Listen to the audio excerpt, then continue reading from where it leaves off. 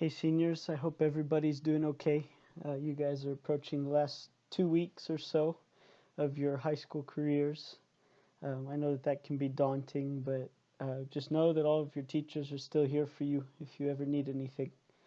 Um, Today I wanted to talk a little bit about where we're going next. We talked about the Enlightenment and liberal Christianity, um, both of which have kind of culminated in a state that C.S. Lewis and other popular theologians termed post-Christian man. And this was just kind of a way of, after Vatican II, saying that our means of evangelizing is completely different than that of the apostles. Um, why is it so different? It's the same message. We're still trying to spread the good news about Jesus Christ. But the apostles were spreading the news to people who had never heard of him before.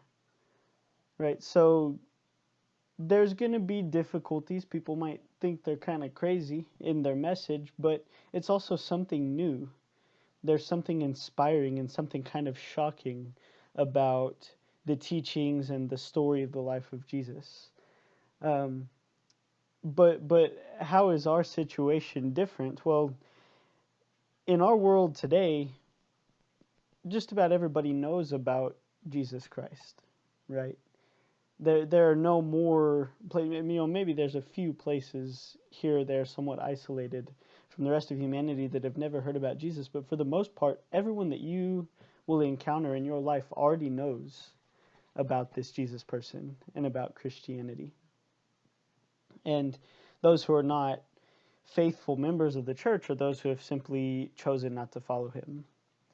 Right? So the terminology post-Christian man is actually, for those, he said, C.S. Lewis himself says that post-Christian man is worse than the pagan, because the pagan simply does not yet know the bride. The post-Christian knows the bride and has divorced him, or has divorced the bride. The bride being symbolic of Christ. So post-Christian man is living in some way in a divorce, and our imperative, or the goal of our evangelization, has to be to make that message attractive again, right? To make the message of Christ touch the hearts and strike the hearts in a significant way that brings them to repentance and brings them into the church is not an easy thing to do in this society, right? But what we have to do is we have to know Jesus in a way that is unique.